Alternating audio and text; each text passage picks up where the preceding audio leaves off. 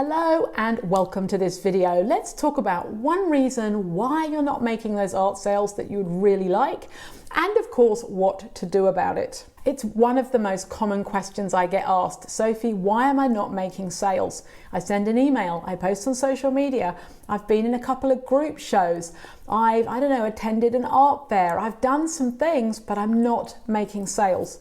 And it can be really disheartening, especially when you're starting out. You start to doubt yourself, right? And you start to think to yourself, well, maybe my work's not good enough.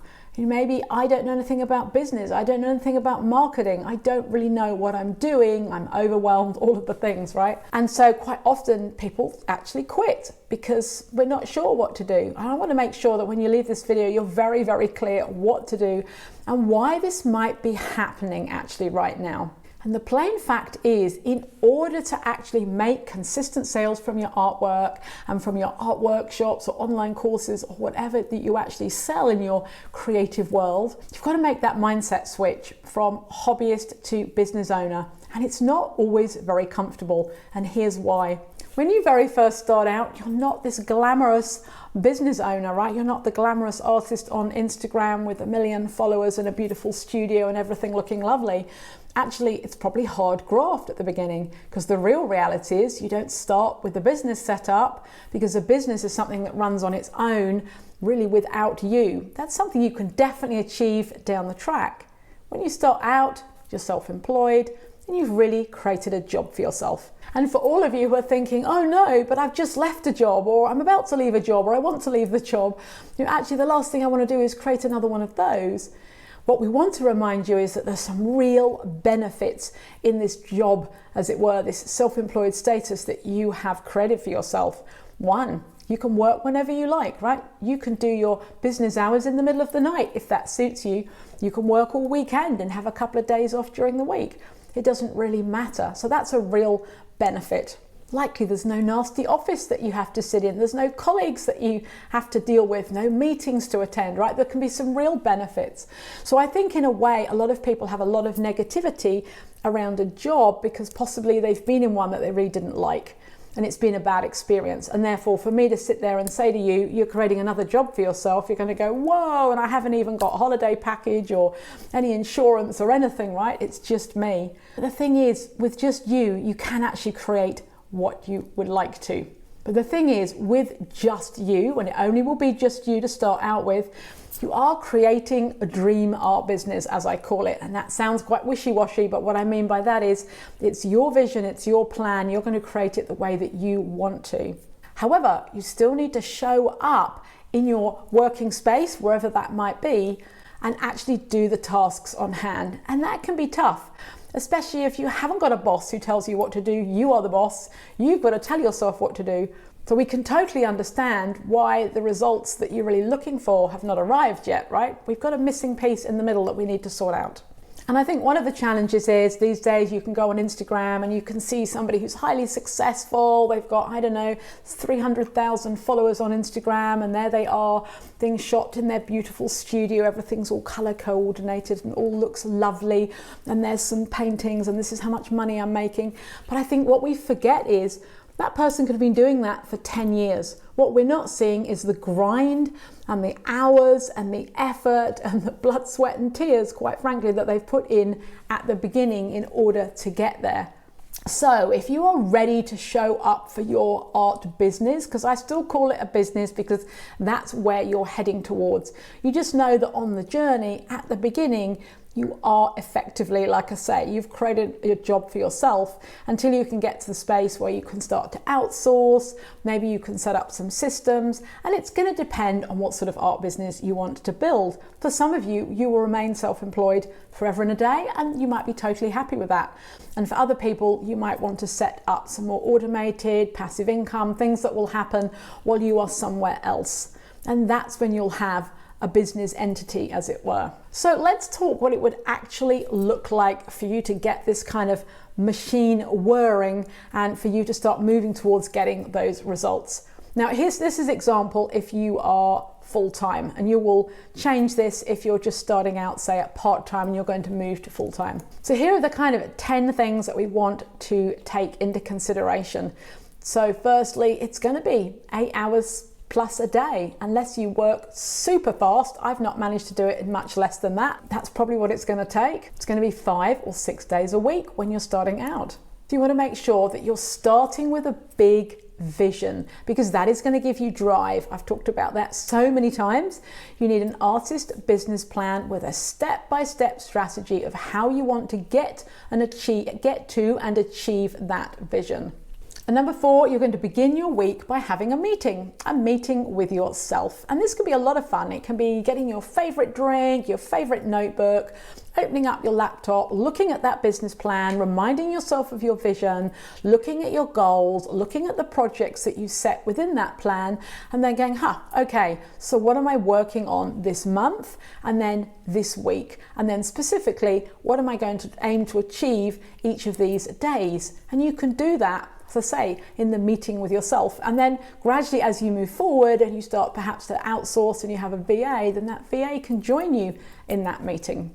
You're going to be using some helpful tools to help structure things.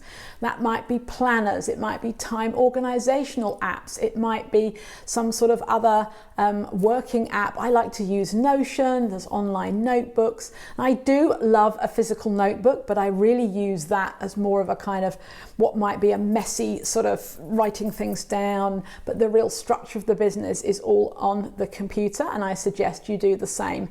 Otherwise, you're spending hours looking through notebooks. It's not professional. It's not a good use of your time. So you're going to set yourself up something like the Google G Suite. Then you've got everything in one place, or you're going to use something like Notion or Asana or Evernote, some way of keeping all your information in one place so that you're not wasting time looking for things.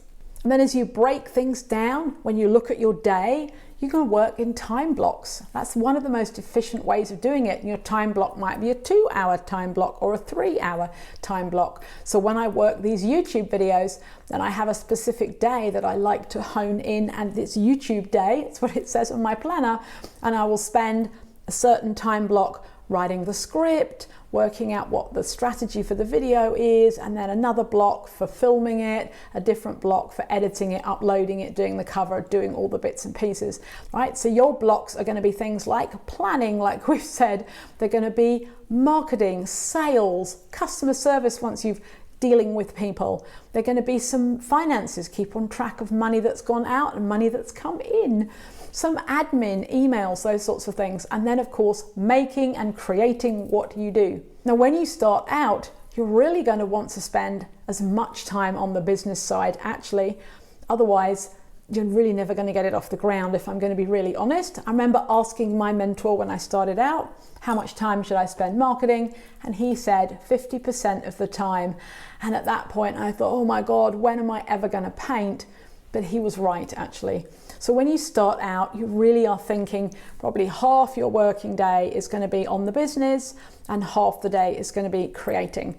Unless, of course, you're doing something like building an online course, in which case that's going to take an awful lot of your time initially, and then marketing it. Or maybe you're running and delivering workshops. So maybe, everybody's week is going to be a bit different. But if you think in terms of, well, about half my time blocks in the week are business, marketing, sales, and actually growing the business, and the other half then are actually creating what I'm creating, you'll be surprised how productive you can be when you're really focused and you're working to a plan and you've got that end vision in mind. Number 7, you really want to be focused in the time. You want to be disciplined, you might hate that word, and consistent. Because let's face it, if you had a job for somebody else and you showed up for that job and you weren't those things and you just lay around in your office and you kept going for teas and coffees, you'd end up being fired. And this is the bottom line, right? You haven't got anybody keeping an eye on you. There's only you know what you've got done in a day or in a week, right? You can't have, nobody else is holding you accountable, which is a shame really, because, actually if you had a buddy that could help you, then that makes things a lot easier. It's one of the reasons I started the Art Business Academy membership a long time ago, because we all work on our own. Everyone's off in their studio space, whether that's a garage or a room or separate studio or the kitchen work sort of space. You're in that workspace and you're on your own, and it's really hard to actually push yourself and motivate yourself sometimes. So by having a group of other people who are all building a business makes it a lot easier. And then really got to think about pushing through even when you don't want to do it, right? So we all have that moment. You get up, it's, I don't know, Wednesday morning, and your planner says, write your marketing email, and you think, I haven't got any brain cells left. I don't want to do that. I want to go and do some sketching. The last thing I want to do is write my marketing email. So this is when you have to be disciplined. You're like, okay, how easy could I make that marketing email? How smart can I be with my time? How great would I feel when I've written and published or scheduled that marketing email, and then I can move on to the next things. And this is why I quite like the split, for me personally, of having part of the day business and part of the day creative, because I know that once I've got the business stuff done, I get to be creative. I have tried it the other way around, just doing the business stuff on set days and creative on other set days, but it's not practical. Things always crop up and it doesn't work so well. So for me, that's how I like it. I reward myself by getting the business tasks done and then moving into creative space. Now at the moment for me, because I'm doing a lot of rebuilding, having had a bit of a time out, I'm 80% of the time running the business and doing the marketing, and really only 20% of the time getting to be creative. But that's okay, because that's going to change in a few weeks' time, and I'm fine with that. And last but not least, I want to remind you that this job that you've created for yourself while you're building a business, if that's how it's going to go, is 100 times better than working for someone else. But once you get sales coming in consistently, you get to keep all that money. You're not building someone else's business, you're building your own, all right? And that's what you need to keep, reminding yourself of. Now, I'm not telling you any of this to put you off, all right? I'm really just telling you this because I would love for you, to have your feet on the ground, to be aware what it's really like. What's the real day to day? I actually saw somebody post something the other day, and I should have screen grabbed it. I can't remember who it was, but it was somebody who's quite far down their creative journey, and they said something not too dissimilar to what I'm talking about today, but something like, this is the work. Your marketing, the activities, the stuff you're doing, this is how you fill the day. This is the work of being an artist. And I thought, yeah, she's absolutely right. This is the work of being an artist. If you want to make money from your art, you've got to do the things that are a bit more uncomfortable. You've got to do the marketing. You've got to write and create emails and maybe make videos if that's your thing, or maybe you're going to make lots of Instagram posts or Pinterest pins or blogs for your website.